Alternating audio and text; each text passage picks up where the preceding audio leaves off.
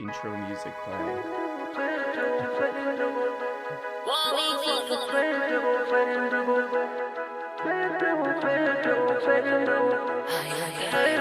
Intro video too. Yeah, there we go.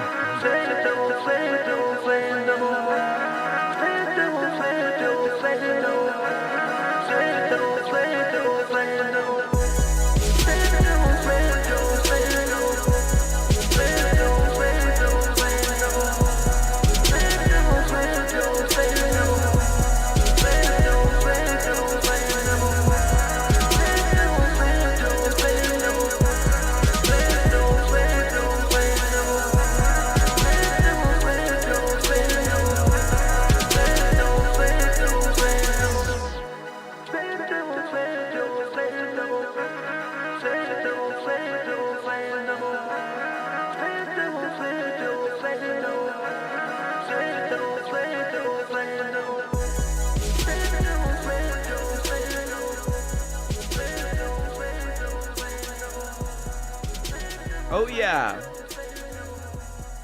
Welcome to the live stream. We got on the line the great Flint Dibble. Flint, thanks for coming on. Hey, it's great to be here, RM. Thank you for having me. So nice to meet you. I'm so glad we got you to do this. Yeah, rock on. I guess you found out about this show because somebody shared a song with you, and I saw you dance into the song on a video, and I was very proud of that. Very proud of that. Yeah, somebody shared the link with me when you called me out as part of the Rogan verse and made the song, and I was just like eating it up. And so I started watching a whole bunch of your backlist of episodes. I love your approach to mocking Nazis. You know, you're just like how Mel Brooks tells us to do it. You know, you call them evil, they relish in it. You mock them and belittle them, and then that really takes them to task. Well, thank you. Too nice. Well, let's get into this because yeah, when I first heard about you or ran across you in these videos, I was like, what's going on? I was like, this is more whatever the hell Rogan's up to, you know, who's this guy? But then I finally watched your video and I was like, this guy seems pretty cool, pretty interesting. Can you maybe just give, for anybody who doesn't know about this lore, you know, the backstory, give us the Rogan backstory. How did this happen? What was the issue? What was the contention? Just maybe a quick version of that. Yeah, I mean, in a sense, Graham Hancock is a pseudo-archaeologist who believes in an Atlantis-like lost civilization. And he made a big show in 2022 on Netflix called Ancient Apocalypse. And I was one of the archaeologists that led the charge trying to say, hey, this is bogus. This does not represent any reality. This is pseudoscience. And so he started challenging people to a debate on Joe Rogan. And nobody wanted to do it. And I sort of said, look, somebody has to go like on a platform where people have been hearing him for so many decades and actually show why he's full of crap. And so I volunteered to do it. And he's good friends with Joe. He's been on the show like, I don't know, 12, 13 times. And so he took me up on it and told Joe to host the debate. And then literally the next day, I found out that my melanoma returned, my cancer. And so we had to delay the whole thing for like a year. And then I finally got to, I had the treatment finished and I got to fly out to Austin. And yeah, I prepped a bunch. I talked to a bunch of colleagues and I tried to show the world why pseudo-archaeology is not legitimate crap. And I think a lot of people bought it. Yeah. Absolutely. I finally watched this because I missed it when it first came out because I thought I didn't understand what was going on. I was like, I'm not deep enough in the Joe Rogan lore to even know what's going on. but he has had that guy. I think he even mentioned that was one of his first, you know, like quote unquote expert guests. We'll get into the expert thing because I read the Nathan J. Robinson interview with you too, so we should talk about that. But that was one of his first like guests where he started getting into that world of like, oh, there's a secret stuff and all this, you know, all this kind of this stuff that he got kind of known for. But man, this thing really blew up. It's got like 7 million views on YouTube, probably a gazillion views all over. So you were really, I mean, this blew up, and this kind of blew you up online too. But the one thing I did notice is that it does seem like this guy Graham Hancock, who's like a cultural force now too, from Joe Rogan, he was kind of getting upset. He was a little upset Oh about yeah. this. He was very upset about this, and it seems like also, like, that's the thing with science, is you want to like push back and kind of test each other and stuff. But he didn't seem as interested in that. What do you think was his No. deal? He's been trying to debate a scholar for like 20 plus years. I have audio. I'm putting together this deep dive on him going back decades. And like, I have audio of him challenging Egyptologists to a debate like in 1995.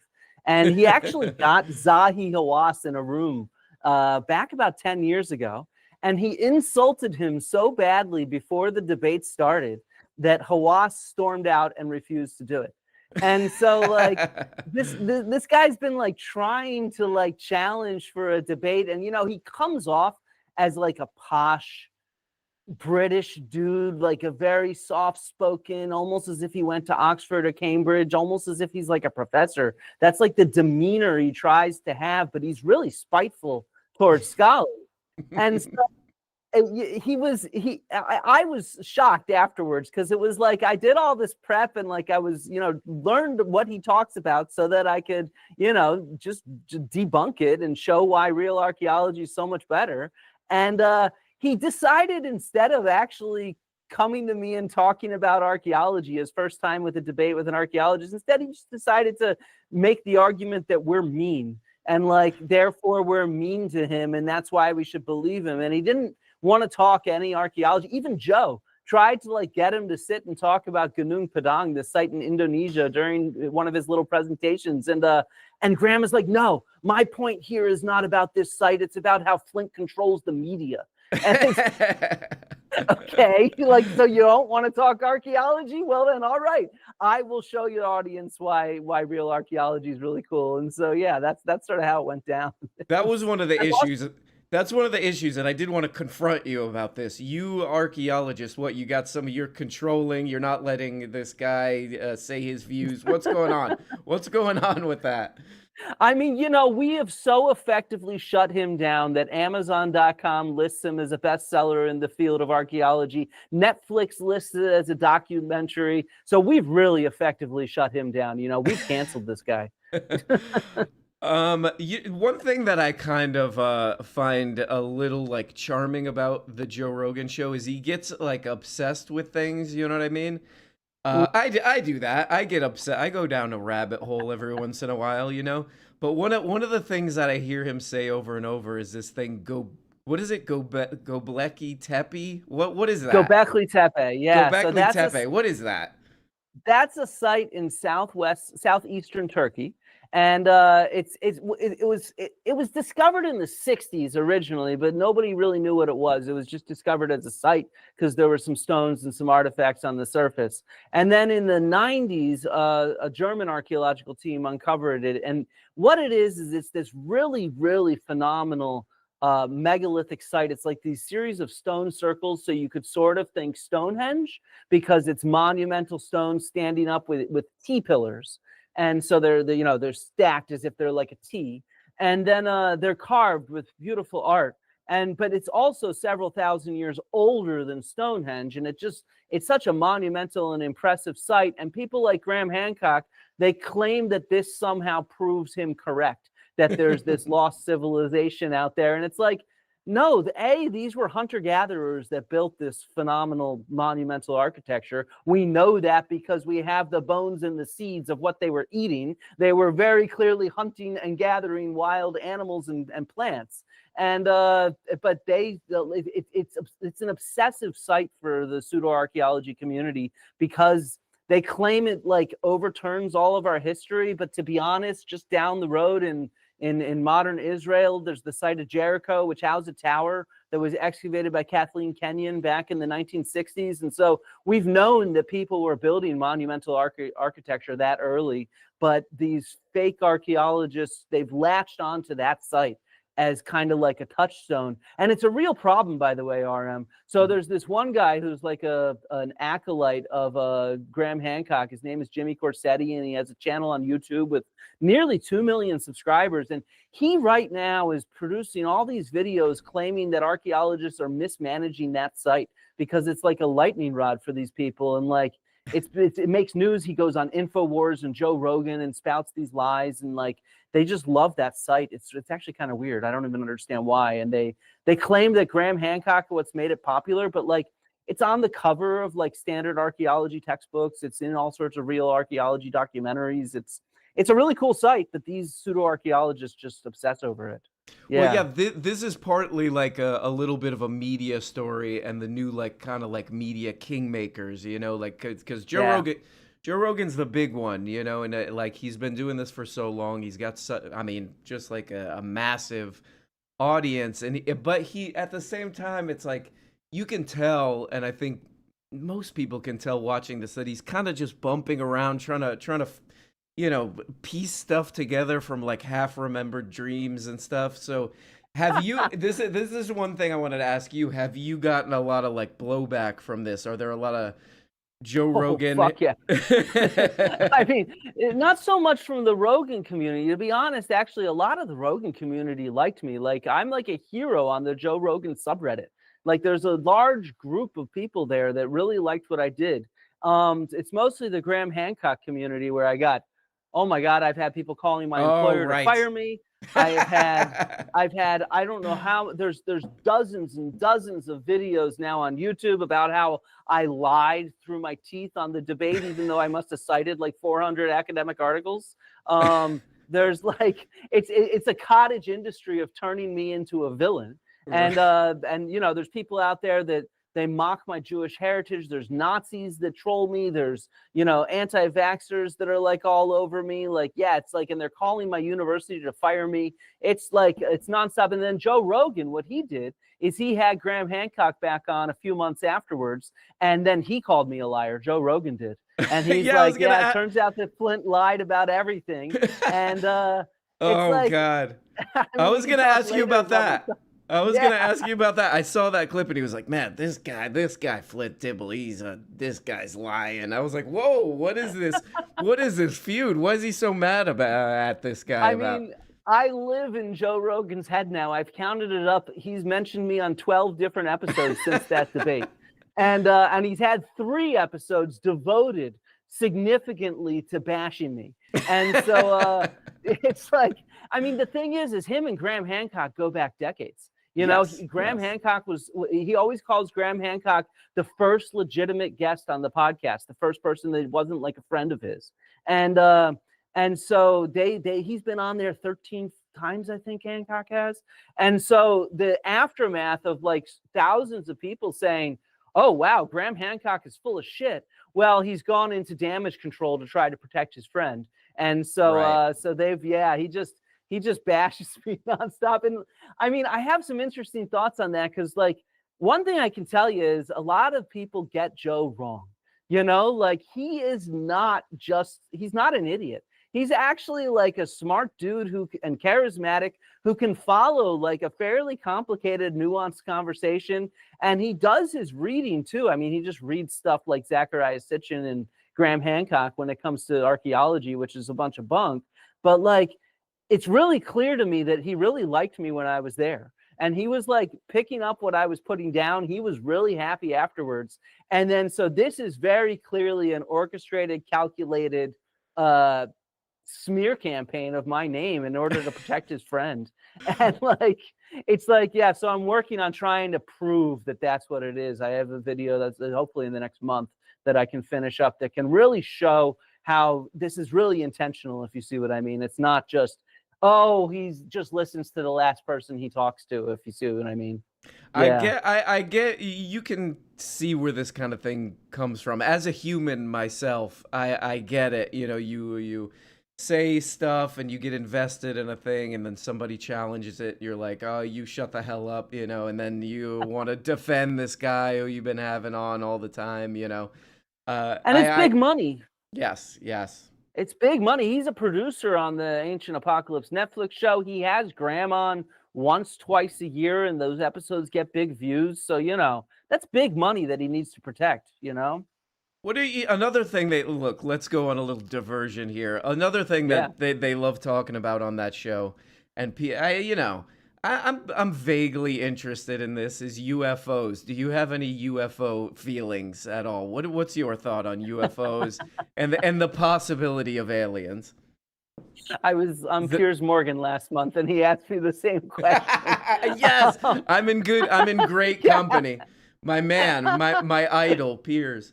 Yeah, I know. Yeah, mine too. No, no, I don't know. I'm completely agnostic. I mean, you know, this whole ancient alien stuff is all garbage. I can tell you that because they're looking at archaeological evidence that we have. We have good explanations and evidence around.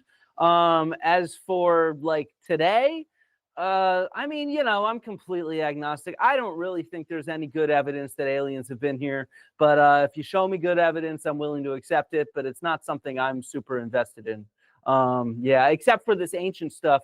You know, there's these people that are like defacing graves and putting together these amalgamations of ancient indigenous remains as well as animal remains to create these kind of alien mummies. They paraded some of them in front of Mexico's Congress and stuff like that. And it's really clear that, like, I study ancient animal remains, and so it's super clear if you look at these bones that it's all just like a mishmash of stuff. But of course, it looks so cool that it tricks a bunch of people on the internet. It does look cool. Yeah. You can never underestimate things looking cool. How important that is. That was a lot of your you know, giant debate was. There was a lot of. I remember you saying a lot like that. Does look cool. I agree. That does look pretty cool. But I wanted to ask you about this because I kind of got the impression that you kind of like hinted at this when you were on the Joe Rogan thing. The last, you know, because I talk about a lot of like news and political stuff on this channel. And the last kind of thing, you know, I read this book, The Dawn of Everything, which kind of crosses with political stuff and archaeology. And the basic point from that book, The Dawn of Everything, which people should read, it's a pretty interesting book, is basically like the if I had to like elevator pitch the concept of that book, it's like, look, when we look at this stuff, human beings have organized society in all kinds of different ways. They've tried a lot of things. They've had very different attitudes on people with, you know, people who are different than, you know, the larger group and all this stuff. So the way that people kind of essentialize, oh, like society's always like this, and they go through, you know, quote unquote history to try to make generalizations. That's not true. People have organized society in all kinds of different, very experimental ways. Do you buy that view? It seems like you kind of touched on that on the Joe Rogan show. Yeah, I mean, in many ways, I think both Graham Hancock and David Wengrow and David Graeber. First of all, I highly recommend the book for people to go check out. I think it's a really fascinating introduction to archaeology in today's world. As a scholar, there's several little things I disagree with them on, but overall, I think it's a phenomenal book, and I think the way that they structure it is really interesting, and it's done a wealth of good for grabbing public attention in archaeology, because it seems like most of the people that write archaeology or present archaeology are not archaeologists in general, and this one was actually written by an archaeologist, David Wengrow. And so it's really good in that sense. And yeah, I think that both this book and Graham Hancock and lots of people, even us scholars, we're oftentimes when we talk to the public, there's this belief that I think we all learn in kind of like high school in a sense, which is like, you know, society, human culture and civilization, it just forms this linear development from simple to complex to more complex and more hierarchy and more administration and more bureaucracy and more complex. And we have this really simplistic notion of our past as following this kind of simple trajectory. And that trajectory is just really just a myth that was created in the 19th century and was fairly popular until the late 20th century, at least among scholars. And people like Hancock, what they say is, oh, this is just a myth. It's all wrong. There's this lost civilization that actually overturns this idea, right? On the other hand, what Wengrow and Graeber are presenting is actually what scholars believe now, which is that, yeah, there's no simple linear trajectory from simple to complex. Instead, yeah, human culture and societies are extremely heterogeneous. They're organized in completely different ways. It isn't always organized like a hierarchy with just like a king at top. It isn't always just organized along the ways that we think of simplistically from our understanding of kind of European history, which is oftentimes where we get these ideas from. And when you look at cultures around the world, yeah, people have organized societies in so many different ways, whether they're hunter-gatherers or whether they're actually settled agriculturalists. There's a lot of different ways that people have lived. And we should be learning from that and stop thinking there's only one super complex way that's superior when that's totally bogus, you know? Yeah, and I think that was like David Graeber's angle, why like a more political guy was getting in on that book, because there is, I mean, you see this kind of thing all over YouTube, and maybe this is what was like going on, kind of the deeper point under this kind of what might on the surface seem like a kind of just a spectacle on when you were on the Joe Rogan show is this idea that and again, you see people getting really into this all over YouTube and getting into YouTube rabbit holes of people explaining just how this is just how things work. This is just how human beings work. But when you look into it a little bit more, especially like what you do and what those guys were trying to do, is no, actually human beings are very experimental and they've always tried different things, and it's not just there's a way things are and they've always been that way, and it's just kind of like, it just follows that trajectory forever. There are different ways to organize human life, I guess. Yeah, I think it's best that we don't belittle our ancestors. We oftentimes we have this fancy technology. I'm in Cardiff. I don't know where you are, but you're obviously hundreds, thousands of miles away. And we're like chatting right now with like 1,000 people watching us. And so like our technology is amazing, but that does not make us better than people that were living thousands of years ago. People living thousands of years ago were fucking smart too. And they were able to figure out how to survive and thrive with the technology that they had.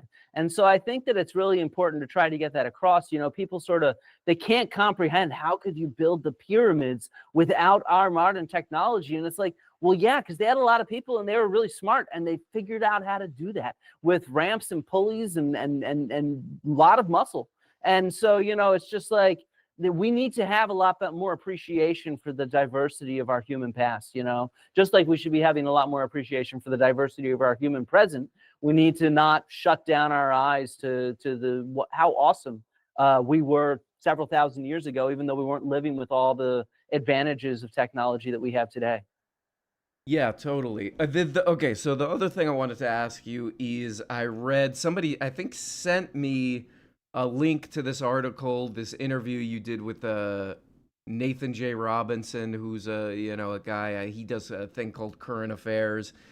And you did an interview with him where he was asking you about the Joe Rogan stuff and all that. And he was asking you, like, he kind of had an angle on sort of the idea of experts. And I don't know, I wanted to give you like a little bit of I don't know, you tell me what you think, but I think it's true that people have a lot of, whatever. It's complicated, but a lot of people have, quote unquote, lost faith in experts. And to a certain degree, I get that, because it depends on what you mean by an expert, I guess, because there are a lot of quote unquote experts with conflict of interest and who are being paid to say certain things. And if you look at like recent political history, I mean, there are big examples, especially when I was younger, when I was like in college, it was like early 2000s, and it was just a lot of media lies and stuff that's had disastrous effects on the present and all this.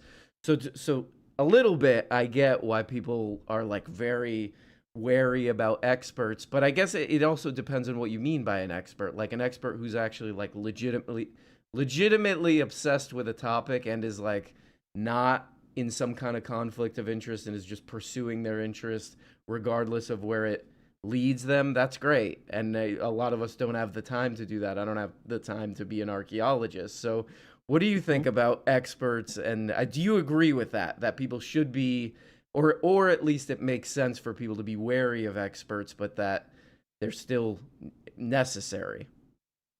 I mean, I think, yes, I think that anything we approach in our world, we need to be skeptical is the wrong term. I think we just need to approach it carefully. Look, we live in an era full of grifters, not just experts that say crazy stuff.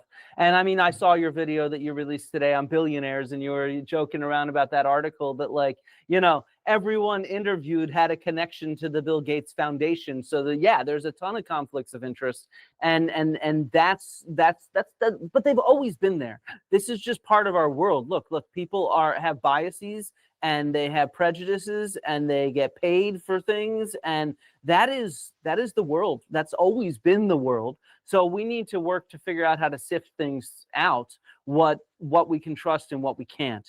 And so there's obviously a bunch of experts that are, you know, if you watch like Decoding the Gurus or something like that, you know, they sort of profile experts that have gone off the deep end and just start talking about stuff they're no longer experts in. You know, like Jordan Peterson or something like that. He doesn't talk about psychology. He talks about everything.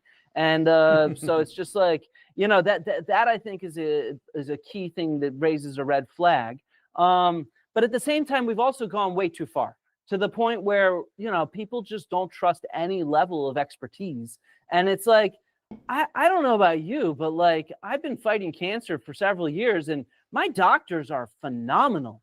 Like, the modern medicine has developed some of the coolest stuff out there to be able to, like, keep us alive. You know, like, if you look back even just 200 years ago, you know, more than 50% of infants died in their first year of life.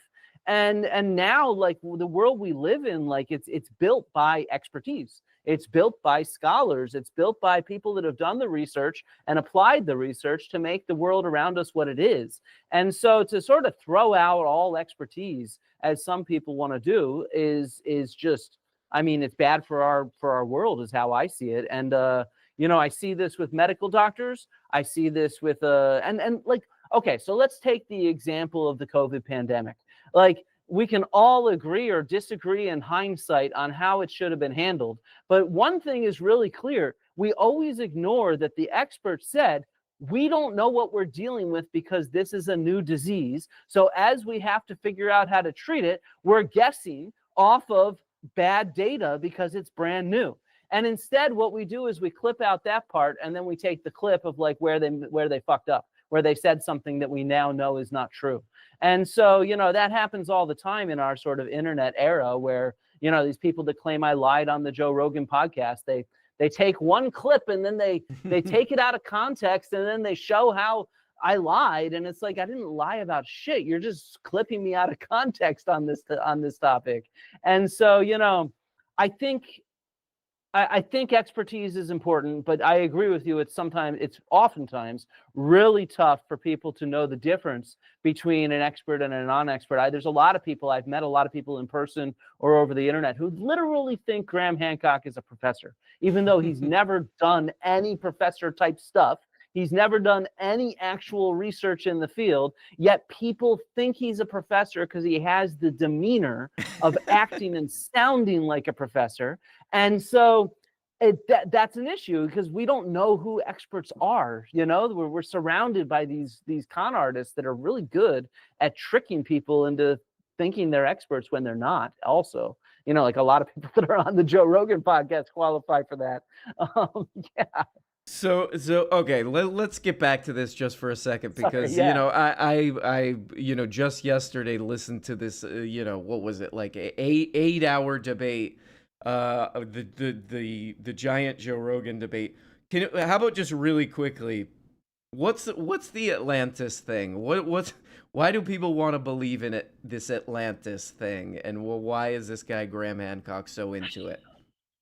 So it's an old idea that I want to make clear. It did not start with Graham Hancock. It actually started as two different versions of fiction. So it starts as Plato. He writes these philosophical dialogues, which are an allegory, and he writes of this war between Athens and Atlantis, which his audience would know that this is a real clear political allegory because it's totally reminiscent of the Persian wars that had just taken place a few generations earlier between Athens and Persia.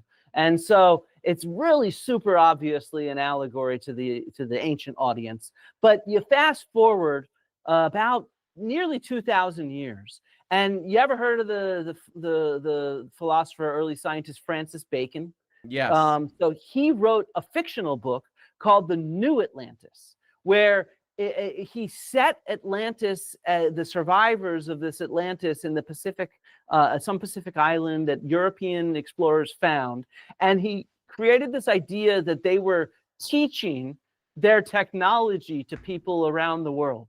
And so that's fiction. But over the next few hundred years, between the 16th century and the 19th century, this story of the survivors from an Atlantis apocalypse that was connected with Noah's flood, they had advanced technology that they taught to hunter-gatherers around the world, and that's what explains why the indigenous Americans had phenomenal pyramids and major monuments that the Europeans were in awe of. It even was used as a justification for the Spanish crown to claim lands because they said this is Atlantis or the islands of Hesperides. So actually Europeans have legal rights to these lands. And so it was very much this kind of colonial myth that was sort of explained away the accomplishments of indigenous people, and was used to claim land. In fact, in the Trail of Tears, when Andrew Jackson dispossessed tens of thousands of Native Americans and marched them out west, they used this justification of a lost civilization that built all the Native American mounds that exist across the eastern seaboard and the Midwest, these massive mounds like Monument, Poverty Point in Louisiana, or Serpent Mound in Ohio. And he actually says, this is in the address to Congress that he makes. It's in like our minutes of not our constitution, but of our government, where he claims there's this advanced race that was there that built all these monuments, and they were killed by the Native Americans. And so therefore the Native Americans have no right to that land. That's why we're dispossessing them.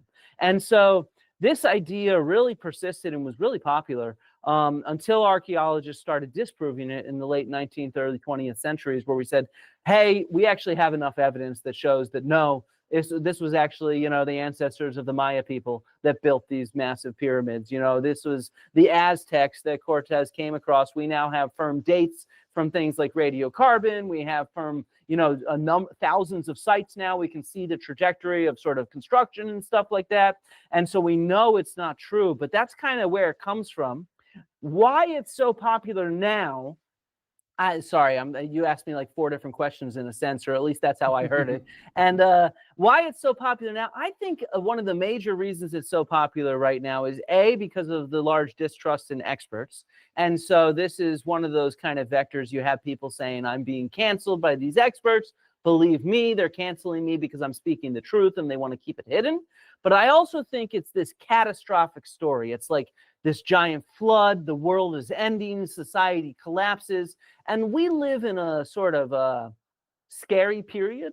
There's all kinds of shit going on if you haven't paid attention, from climate change to other kinds of threats. And I think we're as a culture, we're very obsessed. We have this catastrophist mentality, and we're really obsessed with what's going on for good reason. We should be obsessed with what's going on around us. But I think that bleeds into our fiction, and it bleeds into this kind of pseudo history where people want these stories of collapse and resilience because it jives with what they're interested in the world around us that's so scary.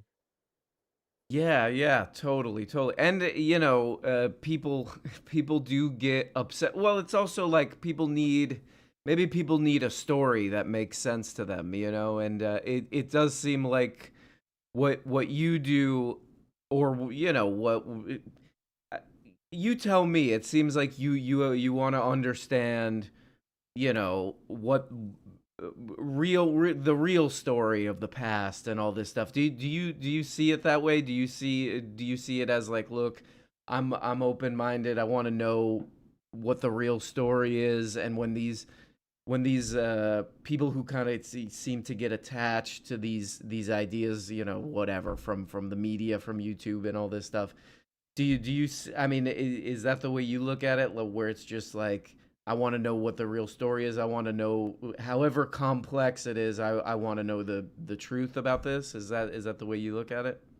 Yeah, of course. I mean, look, I as a scholar who works on, I've worked on dozens of sites. I've been doing this for decades. You know, look, I just follow what the evidence shows, right? And that's all we do. We change our minds in the face of new evidence as a field. That's what science does all the time. And I mean, that's how we move forward, is by testing hypotheses, rejecting the ones that don't fit, and then developing new ones. And so, you know, with this though, this is, like I said, it's such an old story, and it's also really familiar to people. You know, you have Disney's Atlantis that tells the story. You even have Lord of the Rings, you know, like J.R.R. Tolkien based Numenor, and then the successor states Gondor and Arnor off of this pseudo-historical version of Atlantis, not based off of Plato's Atlantis, but based off of more like Francis Bacon's and what developed afterwards, where there's this great nation that falls, and then there's these survivors, which are the good men, that Gondor and Arnor. And so, you know, it's a very familiar story to us, but it's very closed-minded because it has no evidence to it. It flies in the face of all the evidence that we have. And, you know, that's what I tried to show on Rogan, was to try to show, look, this is the sum of evidence for this period. We have all this evidence, you know, from underwater, in deserts, in rainforests, on coasts, etc. Where the hell is this Atlantis at the end of the Ice Age? There's nothing there. We have tens of thousands of sites from hunter-gatherers, though, and all over. So, you know, like, we have to work with the evidence we have. You know, that's how I see it. Yeah, that's always seems like one of the big lessons to me, is instead of trying to like force what your ideology or whatever of the world, just look at it the way it is, and then try to make some generalizations from that, if you want to. But another thing, I when I was, you know, researching this and looking into you, there's the interesting thing too is that Joe Rogan has created also like I went to the Comedy Mothership for the first time, by the way, not too long ago, and that was probably the most like, okay, I get Joe Rogan now. Like, it's just like that place is like being in his brain. I think he wants to go back to a lot of people want to do this. They want to like freeze when they were younger, you know, and like the way that comedy is done there is like comedy from the 80s or early 90s or whatever. And I'm like, okay, I get it. He wants to just like freeze on that point. But the other thing I wanted to ask you about with that is like the whole idea of celebrity and internet celebrity. Like, you know, Joe Rogan has created this whole like universe of other people, like what's the guy's name, Lex Fridman, and I saw I saw Graham Hancock there on there too, and he brought you up, and Oh yeah, you I got a story about that. yeah, let's hear it, because that one, he's like, this guy Flint Dibble, this guy's crazy, you know. So what? Tell us about that. Tell us about the him I guess trying to maintain his position in the media, and how what you think about that interview specifically too. Yeah, so this will take me a second because there's like two different stories to tell. One is the story of Lex Fridman, which is kind of funny, and then the other one is Graham Hancock's media game, which is also, I guess, funny. Less funny. Let's start with the funny one. You know, you always start with the joke. So right in the aftermath of the debate, so like, what was this, last May, about a year ago, basically Lex had on some guy, Paul Rosalie, who I saw some clip that was like, you know, he was totally misrepresenting archaeology. And so I said, hey, Lex, this is on Twitter. I was like, this is total misrepresentation of what archaeologists do. If you ever want to have me on, I'm happy to explain archaeology to your audience. And he replied, yeah, I'd love to have you on. And we started DMing, and we set it up. We were supposed to do it last summer, and he was supposed to come to London or something, or he'd fly me out there. It was sort of like, let's talk later in the summer. So in July, I start pinging him. I'm like, what's going on? You know, my summer plans are coming together. Let's figure this out. No reply. August, I ping him, no reply. October comes around, the day before Ancient Apocalypse Season 2 comes out, Graham Hancock is there. And it's just like, all right, clearly you're going with your boy Joe, and you're just selling me out here in order for Hancock to harass me. So just recently, like a month ago, I called Lex on this on Twitter, and he posted something about, the need for experts and junk like that. And, in Lex's way of love everybody. And so I replied, I'm like, yeah, you're being pretty hypocritical here. You totally ghosted me and then had on Graham Hancock to trash me. Clearly, you don't have any respect for experts and scholars. And he replied back, like, chiding me. He's like, you should do better, man. Da, da, da, da, da. And I'm like, I should do better. Here's what you posted publicly about this. And here's what you said about me on your fucking podcast and what had Graham say about me. And then he immediately blocked me and deleted all the tweets that we ever had around our interaction. And was like, all right, I'm running away. I'm like, all right, well, fuck you. You're a coward, clearly. You can't even defend your own position. And, but so Hancock on there, that was part of a concerted media tour that he did to do two things. It promoted season 2 of Ancient Apocalypse, and during every single podcast appearance, he spent at least 10 to 20 minutes just trashing me. And I think combined, he went on Chris Williamson and Joe Rogan and Lex Friedman, and I don't even know where else, Piers Morgan, and combined, he ended up getting something like, there was some news article about right-wing podcasts and how many views they get and the top people on there. And Graham was up there as one of the top people on there. And he got something like 30 million views in this stretch across podcasts. And every single appearance, he's just trashing me. Like, oh, that debate with FLINT DIBBLE, well, he's a fucking liar, he never puts it like that because he's worried I'll sue him because we both live in the UK. And so he always puts it like, well, I've learned that there's questions about what he says. You should go follow these other YouTubers who are in the US, of course, and can defame my name without any repercussions because the US is different from the UK. And so he just promotes these people that are harassing me and trolling me. They convince their fans to call my school. They lie about my cancer. They do all this nasty shit. And he just promotes them left, right, and center to 25 million people to smear my name. And yeah, I mean, it's amazing, even though you have the facts behind you, what I've seen in this ecosystem, this media ecosystem, is it just doesn't matter. If people have large enough platforms, they can convince millions of people to believe falsehoods, if you see what I mean. And it's really hard to fight back against that kind of stuff. I don't think there's a single person in my field that doubts what I said on Joe Rogan. I talked with nearly 24 scholars before I went on there to help get sources and slides and to represent their research appropriately. And they all think I did a great job, but millions of people think that I'm a terrible person now. I can't go anywhere on the internet. I'm sure there's dozens of people in these chat right now, I'm not paying attention, that are calling me a liar. And, they seem pretty into you. They seem to like you. Your audience is good. That's one thing I've learned. You've cultivated an excellent audience, man. They're great. They're doing a good job in there. But yeah, that is maybe one of the interesting things about this story, especially when it's there is this massive attention, ecosystem that they have to. That's also the thing that people kind of make fun of about Lex Friedman specifically, is that he is very Joe Rogan made his career, gave him an audience, and you do get captured by that audience, and it could easily become just a closed feedback loop and all this stuff, and it becomes a lot about money and maintaining the audience. What I hate that phrase, audience capture. When I was a kid, we just called it fucking selling out. Because that's what it is. It is just selling out. And when you say audience capture, it sounds so technical and whatnot that it almost excuses them for what they're doing. When in fact, what they are is just being fucking sellouts. Mm-hmm. Yeah, for sure. It's a tough one. Well, I wanted to ask you too, how's it going now? I mean, it's been a while since that big, massive, thing that happened there.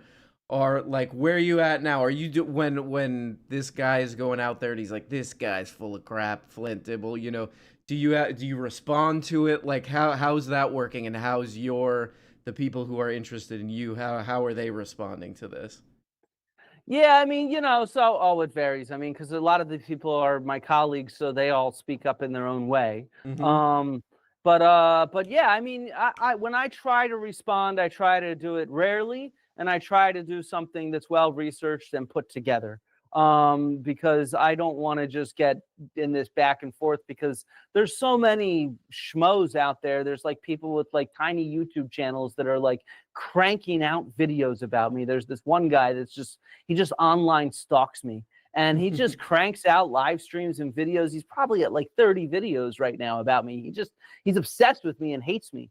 And then there's this other guy who actually got invited on Rogan. He's the one that first seeded this narrative about me lying, and he's also made like 30 videos about me. And so, I can't respond to 100+ videos about me. I have like a job and other things. Like, so, I do it on occasion in order to make a point and to try to like say, this is how this is going, try to show something interesting about how Joe Rogan operates or about how Graham Hancock operates, because, I have a bit of an inside scoop there. And one thing I've learned is my example of how Joe had me on and seemed to vibe with me during the conversation, but then afterwards sort of just shat on me and refuses to let me back on. He ghosted me. I talked with his booker. I sent an email. His booker sent the email to Joe. I know that much. And they did not reply about having me back on. So, this is very intentional. And, they don't want to talk to me. He doesn't want me to go there and share my facts because I do it in an effective manner. Yeah. And so, I see that as fairly cowardly and fairly hypocritical. And I think that this is why I'm working on some more videos on this, because I want to really show the world that, hey, this is how these people operate. Joe comes off as a very authentic person. That's his persona, but it's very clearly calculated. The information that he gets across is my take, and my take is that he's smart about it, and he is a smart, charismatic guy, and we need to stop treating him as if he's just an idiot who listens to the last person, because I don't think that's who he is. I think he's a smart guy who wants to make money, and he does. And so, and then have powerful friends. And so, I think that's my take. And yeah, I think that's important, is to try to show the world what these people are and how they do it. Like I think that matters. Absolutely. Okay, let me ask you, before we get out of here, let me ask you one kind of like open-ended question. This is a Lex Fridman style question. What if you had to kind of try to get an average slob like me or anybody listening interested in archaeology, what would be the pitch? Why should we care about it? Why should you care about it? Well, I'd say there's two reasons. One, it's just fucking cool, right? Like if you go to like an archaeological site or something like that, like the pyramids or an ancient temple or one of those mounds in the U.S., it's really fucking cool to be able to like touch history and to try to imagine what it was like to live in the past and how we got to where we are today. I mean, every decision we make as people, as politicians or a society, is based off of our understanding of what's happened in the past. We know we don't touch fire because we burned ourselves once. Well, our politicians, they make decisions based on how they see history. And so, and stockbrokers fucking make decisions on what stocks to buy based on the history of those companies. So just everything is based on our own history. And so I think we need to have an appreciation for that, particularly as we live through this kind of scary moment. We should be thinking through how humans handled other scary moments in the past. Things like climate change. And that's where we can get to my own research, where, look, what archaeologists do today is also just really fucking cool. So I wish I was in my lab. I pretend I'm holding up a goat tooth, right? So I study ancient goat teeth. And I study them during this sort of transition from the end of the Bronze Age to the Iron Age in the Greek world, which was a period of immense climate change. The climate got drier and it got colder. and it caused a series of droughts and famines that led to the collapse of a series of societies around the Eastern Mediterranean. The ancient Greece, the Aegean Bronze Age. So you think about, Knossos, the palace there with the Minotaur, or Mycenae, that civilization collapsed. You could think about the Hittites out in Turkey and where Troy is and stuff like that, and that society collapsed. Out in the Levant, in Egypt, all these societies collapsed at the same time, largely triggered, or at least one of the major triggers for it was the climate changing at that time. And so what I look at is sort of how people adapted to climate change in this period of time. And it took them, 600 years in the Greek world to adapt how they grew food and how they raised animals to this drier climate that existed. Not 600, it took them about 300 to 400 years. I'm overestimating there. And so I think there's a lesson there. We need to be, today, we have the technology to know that the climate is changing. We know why it's changing. We need to respond really fucking fast, because if we wait 400 years to learn how to farm our land in a better way, well, then we're going to end up like them. Because in the Greek world, they lost all their monumental architecture for several hundred years. They lost all their art. They stopped writing. They ended up, when they were writing again, they changed alphabets. Like it was a dire period. We can look at their diets and the diseases that they had during that period. Life was not great. So we should learn from this right now. We have to learn from the past so that we have these kind of parallels. And what I want to say is the methods we use are really cool. So I drill into these goat teeth. I take sort of multiple samples per tooth, and what that captures is what that goat was eating and drinking and where it was in the landscape in different seasons of the year. So we can get that fucking precise when we look at ancient humans or ancient animals or ancient plants or pottery or sculpture. We can start looking at where the stone was quarried and where it was transported to. We can look at this goat and where it moved within the landscape and what it was eating during October versus July versus February. It's that level of precision that we have. I was talking about, modern medicine being so cool. Well, the methods we have right now are really friggin' cool, because we can do this stuff that, even 20 years ago, we couldn't even dream of doing, to be able to answer these questions about the past, about our ancestors. I love that you're so focused on food too. I wanted to ask you, do you think like 1,000 or a couple thousand years from now, the Flint Dibbles of the future are gonna find like empty Monster Energy drinks and vape cartridges, and they're gonna be like, what the hell was this? What was going on? You think that's gonna happen? Yeah. Oh yeah, 100%. I mean, like one of the things I always say is like we just lie.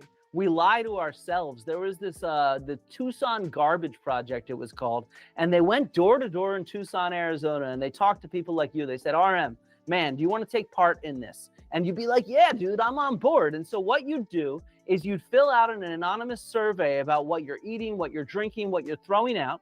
Then you'd give them your trash, and they would compare your survey to your trash. And you know what? If you were part of this project, what you'd be doing is you'd be telling them you drink less than you do, you eat healthier food than you actually do. Absolutely. And since this was back in the 70s, you consume a lot less pornography than you say you do.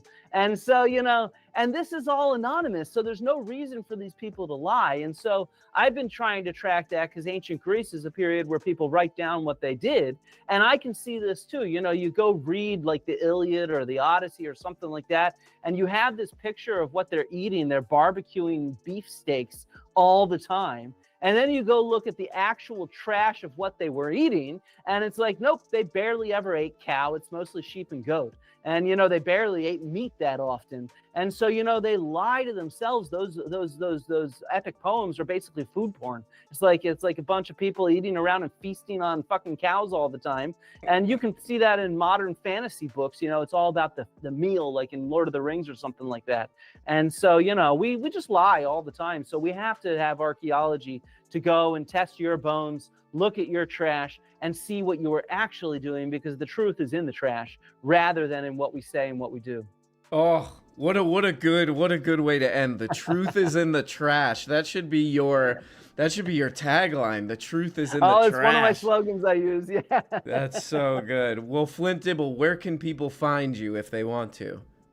Yeah, so I'm doing most of my work here on YouTube now, archaeology with Flint Dibble. My handle is Flint Dibble. It's good to have a name like that. My dad was actually an archaeologist, so he studied Neanderthals and stone tools, and he named me after the rock that the Neanderthals made stone tools out of, flint. And since they made chipped stone tools, my brother's name is Chip. So my name is real. And but yeah, so archaeology with Flint Dibble on YouTube, and I think I have the handle Flint Dibble on most social media platforms, Twitter, Blue Sky. That's mostly where I post stuff besides YouTube. Yeah, mostly Blue Sky these days. Well, Flint, thank you so much for doing this. I love what you do. I'm gonna be watching your videos from now on, and come Nice. come back whenever you want. Great. When my book comes out in a year or so, I'll ping you. We'll talk more about Atlantis specifically. Hell yeah. All right. Bye, Hell yeah. Flint. Thanks all.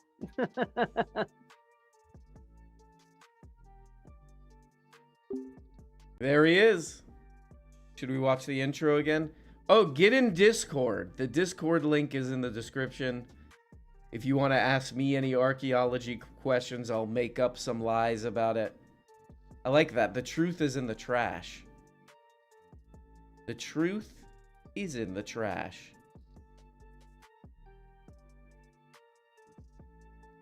Watch the intro again. There he goes, Flint Dibble. I love it.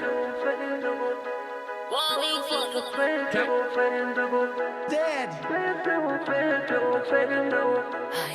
Get in the Discord. Discord link in description. Flint Dibble, Flint Dibble, Flint Dibble. Hey!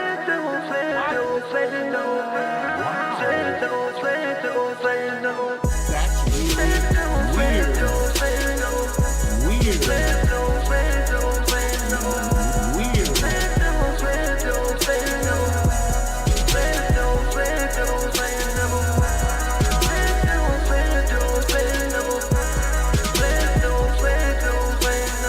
The man asked me a hard question. Hassan Parker. Oh my God.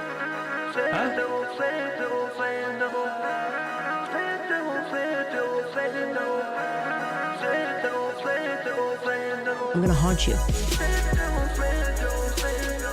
It's Bilbo. There he goes. There he goes. That's how he does it. Let's take a few calls. Take a few calls. Get the hell out of here. Take a few calls. I call them calls. Discord. Oh, this guy got a cool name. Big Strong Man. Are you there? Big Strongman. Okay, of course the Discord. Why would the Discord work? Why would the Discord possibly work correctly? That would be stupid. Okay, hold on a second, man. Hold on, dude. Input device is gonna be... Okay, speakers. There we go. Hold on, man, please. Can you hear me? Hey, what's up? How are you, Big Strongman? How are you? God, I'm great. How about that Flint Dibble? Hey, hold on, sir, please. How about that Flint Dibble? Am I right? Yeah, I think God. I only probably caught the latter third of that, but it was pretty entertaining. He was going off like a king, people are saying. I agree. The what is it? He brought up Lex being a part of this whole Joe Rogan ecosphere. Yes. And I thought it was pretty funny because Lex Friedman has had me blocked on Twitter for like 5 years, and I don't know why, because I don't follow or use Twitter virtually at all. I don't post, I don't like anything. So I think people online have said he like auto blocks anyone that is a mutual of someone he has blocked. So Wow. like, I mean, like half the website he's gonna have blocked. Oh, God. No. Man, But, when I was watching that Flint Dibble thing, or what was it, Graham Hancock or whatever, he said something really funny. He was like, you know, they're making some vague point about something, and then Lex Friedman, he goes, God, I love humans. God, I love humans. He was like, oh, could you imagine when they were out there and they saw some ships or something? Those early humans. God, I love humans. It's just like, what are you talking That about? makes me uncomfortable. I don't think he's like. I feel like Joe Rogan's. I don't think Joe Rogan's Machiavellian, for the most part. But with Lex, it's like he either is like bad at acting and being a weird guy, or he is just the most bizarre guy of all time. So something odd about that guy for sure. God, I love humans. Is this on, Parker? Let's check out some other. Who's this here? The Cheeks, are you there? Take a few more calls. We're here taking your calls at the top of the hour. Good, the Cheeks, hi. Hi, how are you? Hey, the Cheeks, what's going on? Oh, I'm on my work mic. I hope it doesn't sound like crap. You actually sound good. That other guy, he was a little bit on the high end. His highs were a little high. I'm on the low end. You're on the low Is that end. an album? You sound the That's an low end. album. The low end theory. Yes, that's it. By That's got butter on it. the low end theory by the famous New York hip hop group. Q-Tip. Q-Tip. Tribe called Quest. Tribe Called Quest. Hell yeah. Well, what's Everybody going on? loves it. Everybody loves it. What's going on, the Cheeks? What do you got to say? Oh, I just really enjoyed the Flint Dibble live stream. Flint Dibble, Flint Dibble. I was enjoying Pat in the chat. What's Pat saying? Wait, actually, we should go back and read this chat. What does this guy say? Hold. I think he was an Atlantean. Get Pat on that phone. Okay, I'll get. Maybe he's in the Pat. Apparently, you got some kind of following in the chat. Get in the Discord. And then some other guy was saying he was a Thank you for the chat. The geologist guy was saying he gets pissed off when people are talking about geology. They don't know what they're talking about. But all right, we'll see what Pat has to say. But what else? Anything else, Cheeks? Oh, I didn't come prepared. This is my first time, so I just feel real special and nervous. You doing anything this weekend? What's your weekend look like? What Getting out of control. What the heck day is it? It's Tuesday. No, it's Monday. I haven't thought that far. Oh, it's might go camping. For some reason, I thought it was Friday. But let's talk about the weekend on Monday. Right. Messing with me. I got excited. Sorry, Cheeks. Well, there we go. There's Cheeks, and I'm asking him what is he gonna do this weekend, because I don't know what the hell's going on. And I'm your host. Let's talk to this guy. Bullet Bill, are you there? I literally just for a second I would have sworn on my life that it's Friday. Yeah, I'm here. How you doing? Hey, Bullet Bill, what's going on? We got Bullet Bill on the line. I'm British, by the way. Oh, you're British. Just so you know, I'm British. All right. I can't do the fake like. Having a bit of the accent, are we? Having a bit of the old poddy. Yeah. I love it. You know, it's jealousy. It's doing the accent. I do it out of jealousy because I wish I had that accent. Obviously. I mean, it's bad, but it's quite funny when you do it. So I kind of. And I was watching Sherlock Holmes for a while, so I just started thinking in that accent. I was having a bit of the Lockie. Did you watch Sherlock Holmes? Yeah. Did you watch the Cumberbatch Sherlock Holmes? Did you watch that? No, I haven't seen it. I think he's really good, but I haven't seen him. It's just not much my thing. But he's got that classic British accent that you just, you hear it and you're like, oh. For sure. What are you watching? What do you like now? What are you into? Oh, well, I watch this channel a lot. I mean. All right, you gave the right answer. You gave the correct answer. Just this channel. Yeah, just this channel. And, I mean, the others are just, they're just lying, aren't they? So. Do you watch Do you ever watch this channel and you go, oh, that's what Americans are like? They're obnoxious morons. Yeah. A little bit. Well, what else? Oh, go ahead. Go ahead. I think that the thing is with watching your stuff is it makes it bearable to like hear from podcasts like what right wingers are doing, just like losing their minds, and you They're kind out- of make it bearable. They're out here.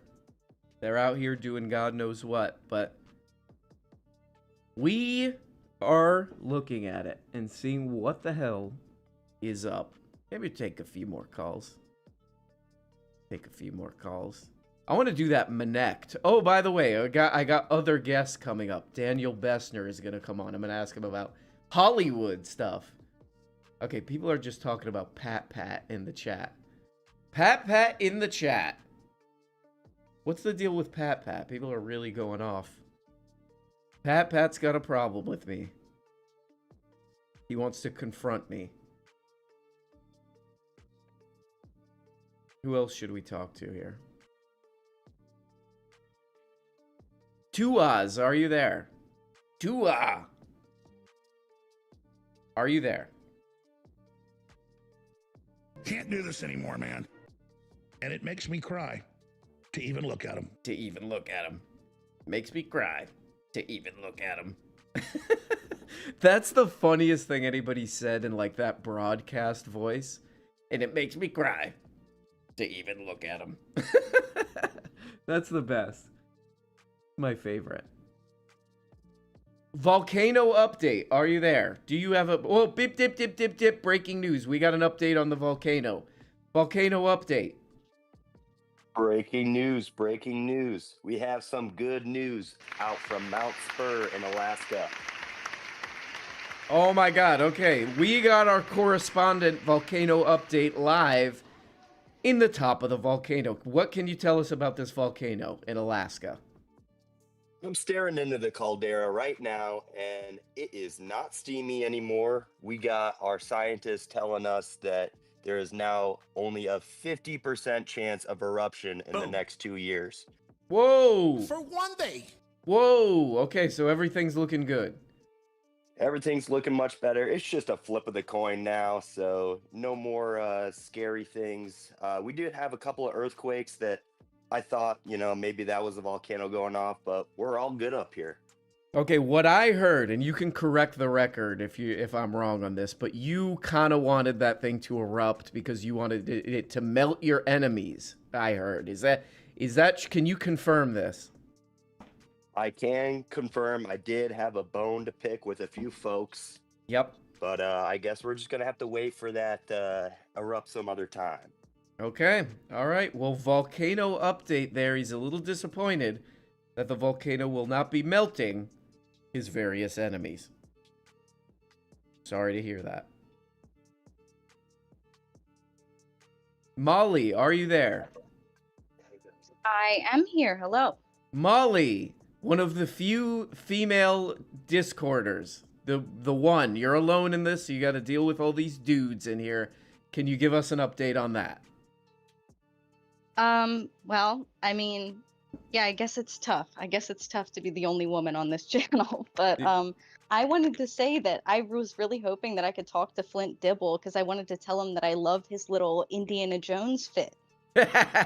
He does have that Jones fit. Yeah, he needs to start like a fashion channel. I think. Oh, okay. I'll send him an email that says, "Let's do a Dibble." Look at that! Look how Dibble good fit. A Dibble fit, or he could do like a little segment where it's Dibble fit check. The Dibble fit check. Yeah, Dibble drip. Dibble drip. Oh my god! I can't believe we didn't get to ask him about this, but yeah, he does have a very specific look. I think. Yeah, I mean, I think it's time to bring back the fedora. Mm-hmm. I think. Look, if you're an archaeologist, who else are you gonna look to for that kind of inspiration? You're going Jones. You're going Dr. Jones. Yeah, I guess so. Just the fedora alone, I'm already subscribed to his channel. As soon as I saw that hat. Yeah, I'm gonna start Dibble fit checking. I'm gonna check in. I'm gonna see what's up. Well, If you get like a really big fedora, you could put it over the headphones. Oh. That's a look. maybe I'll like cut little holes in the side of the fedora and I'll put it like Oh my god. Yeah. I think that's where we're You going. should be a designer. Yeah. I'll get Rick Owens on this. He'll do me a special fedora. But what else is going on, Molly? What's going on with you? Oh, not much. I'm off today. I had to go to the dentist this morning, so I've just been chilling. I sat outside and read a little bit. Ooh, having a nice little chill day. What did the dentist say, or what's going on with those teeth? I mean, I didn't get in too much trouble. Okay. They didn't knock any of my teeth out. I think it went pretty well. Nice, nice. All right, Molly, the one lady in the chat dealing with all these dudes. Thanks, Molly. Talk to you later. Dealing with the guys. Dealing with these fools out here. Dealing with these fools. Maybe we'll take a couple more. Let's see this. Let's see who this is. Ambrosia, are you there? Are you there? Can't do this anymore, man. I am. Hello, hello. Ambrosia, what's up? No, not much. Long time listener, many time caller. I am at work, finishing up my stuff, getting ready for a big day tomorrow, and just desperately waiting to get off. That's about it. Nice. You're kind of just killing time, letting the you're waiting it out. Very much so. All right. But I mean, it could be a lot worse. I do love my job. So. All right, Ambrosia loves the job. Thank you so much, and it makes me cry to even look at him. Benjamin, are you there? Can't do this anymore, man. I am having trouble doing the show. Okay, you are? Sorry to hear that, man. You failed again, you murdering trash. All right, let's take one. I'm just gonna play your video. Benjamin, what the wait, what is this? Benjamin, are you a little kid? Oh, there he goes. Little kid in the chat. There he was, the little kid of the chat. The little kid of the chat, Benjamin. What was he saying? Sounded like he was having some kind of a tech problem. He got put in timeout. He's like, yeah, I'd love to talk, but I'm in timeout right now because I was being bad. Okay, great. Okay, I cannot read this person's name. M. Oh. Hey! Hey. What's up? What's up, M? I'm just gonna call you M. My name's Malcolm. Malcolm. Cut off. What's up? Wow. I'm chilling before I go into work. Nice. I love the Dibble. I love the Dibble streams. Awesome. We got Dibble. He needs a short round. You're saying he's like Dr. Jones. You could do a short round. You can say no time for love, Dr. Jones. I wonder if he would know what I was talking about if I was like, look, can I be your short round? Yeah, just no context. Just bring it up out of nowhere. I'll help you get out of jams. You know, if you're ever in Shanghai and you need to make a quick. I'll pull the car back up to the window or whatever he did. I think he'd be into it. Chimpanzee. Yeah. Did he have like a chimpanzee in that movie or some kind of monkey? They ate brains. They ate monkey brains. Right. The monkey brains. That's probably what I'm thinking of. Remember, and then remember Bugs got in that. I got something very important to say. Remember Bugs? Sorry, man. Remember the bugs got in that lady's hair? Remember that part? Oh yeah, that's right. Yep. And then they go to the temple, and he says, "What does he say?" Kali Ma. He's ripping people's hearts out. I wonder. Yeah. I should have asked Flint Dibble. Hey, have you found that Temple of Doom yet? Yeah. Have you seen that anywhere? Any leads? Yeah. Any leads on the Temple of Doom, Flint? Hey, I want to say I love the John FM has been it's been great. I love it. I hope you keep doing it. Oh, thanks so much, Malcolm. Yeah, I really like when the software just completely breaks because it sounds like you're yelling too long. Yeah, it does. The voice AI thing gets confused. It hasn't yet grappled with somebody just like screaming into the mic. At the end of the episode today, it was like, yeah, Ladron says bye, but it just sounds like but. Yep, bop, bop, bop. All right, Malcolm. Malcolm, have a good work day. Oh, man. Malcolm's so right. I should have been like, hey, me short round, which is what I'm calling myself now, and you, Flint Dibble, we're going to find that Temple of Doom. And Flint Dibble's like, you know that's a movie, right? And then I say, this guy doesn't know what the hell he's talking about. Cut him off. Cut him off. Graham was right about you. You don't know what the hell you're talking about. Okay, one more call, and then we will get the hell out of here. Makes me cry to even look at him. He was talking about some family member there that he was pissed off about. Makes me cry to even look at him. Mad Watcher, are you there? Hey, yeah, how's it going? Mad Watcher, I like your vibe already. What's going on? You sound like you're having a good time. What's going on with you? Oh yeah, man, I am having a great time. Let me stop this. Yeah, I'm at work, but actually I have been having an extra great day. I've called once before. A couple months ago, we were talking about movies for a minute. But I love this. What movie? What movie did we talk about? We were talking about. You asked me what one of my favorites that I had was, and it was the Warriors Limited Edition. Oh, and we spoke about how I've been rebuilding an old collection. I lost my collection like 10 years ago, and then about 4 years ago, I started slowly rebuilding it. And I actually jumped way up the last couple months. I've never been able to treat myself, and I was able to kind of do that. With the way the world is right now, I just had screw it and bought myself a few things. You know what I mean? What's your new prized movie possession? Oh, I don't know. I got Michael Mann's The Keep 4K limited edition box set. Whoa. And they finally put that on an accessible format, like a physical format. So probably that. I spent too much, but what's your favorite What's the best Michael Mann movie? The best Michael Mann movie is easily Heat. That's it's just Heat. That's like the culmination of his career, I think. It kind of I love every one of his movies. They hit. Collateral and Thief. All of them. I mean, they're just perfect. But I would say Heat is a perfect spark. It's perfect. And it is. That's kind of it. Yeah. It is perfect. Henry Rollins is in that movie.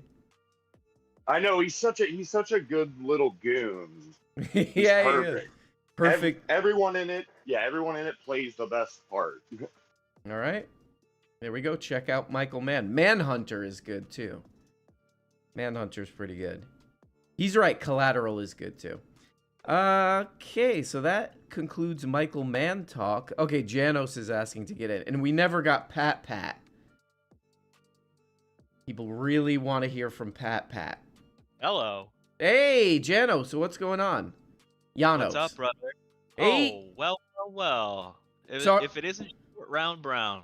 Short Round Brown I'm the trusty sidekick to the great Dr. Jones, a.k.a. Flint Dibble. Okay, I got a bone to pick with you, pal. Here we go. Oh, you know who picks bones? Also is Flint Dibble, but yes, go ahead. Yeah. Okay. I don't know if you'll bring it up in the stream. Don't have to. Okay. 11 minutes, 40 seconds. Today's video. Oh, God. Here we go. What's going on with that schmaltzy schmutz? You got a little buzz fuzz in that beard. Oh, my God. I mean, I'm sure every episode I got some schmutz on the glasses, on the face, the sweater. The sweater always has a stain on it, I've given Brother, up. I get it. I've got 5 o'clock shadow by 7:04 a.m. So like if I'm wearing a sweater, it's over. You know what? I was wearing like a hat, like a baseball hat, like a couple months ago, and I was I was like I was talking to people, you know, I was doing all this stuff, and then I realized at some point a bird had, you know, let's put this and let's put this politely.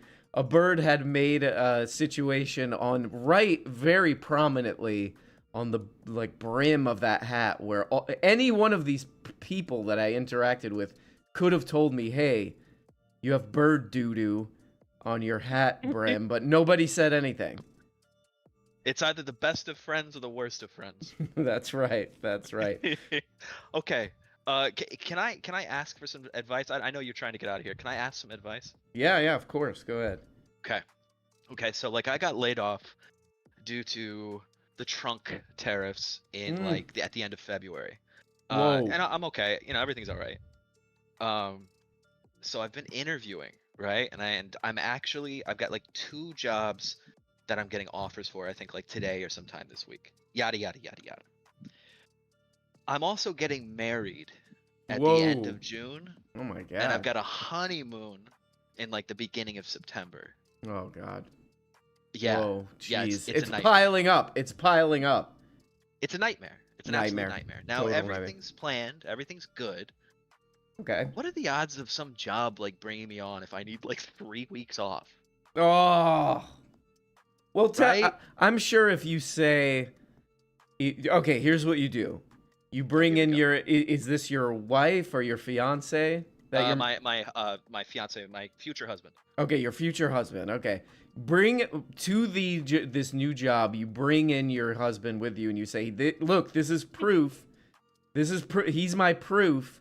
I am getting married and we're going on a honeymoon. And then you say, do we have a problem here? To them. I love that. That's very good. What I'll do is I'll have like a Teams chat, right? And then I'll have him like rise up behind me in my computer chair and be like, "See, I wasn't lying. Beyonce's here." Yeah, I'm sure if you say, "Hey, look, I'm going on a honeymoon," they gotta be. Maybe this will be like a test for the job, because that's one they gotta understand, right? See, but like that's what everybody's saying, and in my head, I'm like, I mean, let's be honest. If it's a multi-millionaire or billionaire owning the company, they don't give a rat's about me. Yeah. Where they're gonna...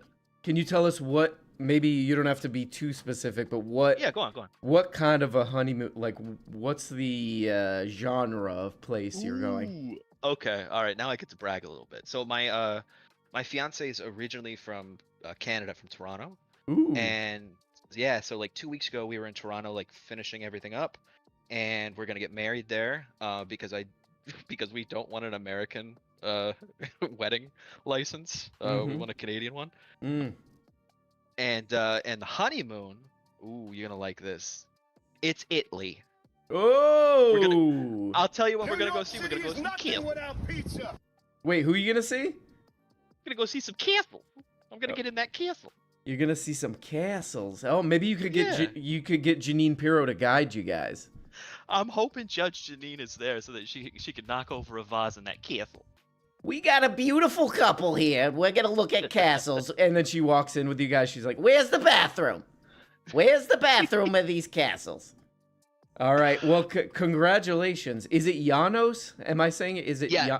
Okay, Janos. Yeah, it's Janos. Yeah. I just want to say, subscribe to the Patreon. Drawn FM is dope, and take the towers down now. And congratulations to you, Janos. Many great years ahead for you and your husband. Love it. Thanks, man. Talk to you later. Bye-bye. To the great Janos. He's going to look at castles. We're here looking at castles. Oops, knocked over another thing. I had a few drinks before I came to this castle. I admit it. Everybody's giving me a hard time about this. I admit it. Am I allowed to relax? That'd be a funnier version of the castles show. She's just defending that she's wasted in these castles the whole time. I need to relax. It's hard work that I do, yelling on TV. She's costing these castles so much money with the damage she's doing. All right, guys. Thanks for watching. We'll be back. We'll be back with more. And yeah, people seem to like Drawn FM. Check out Drawn FM and the Patreon. Talk to you later. What the hell does this guy say? Dibble didn't address the ice wall. Oh, man. We'll get him back on and we'll really press him on all this kind of crap. All right? Talk to you later.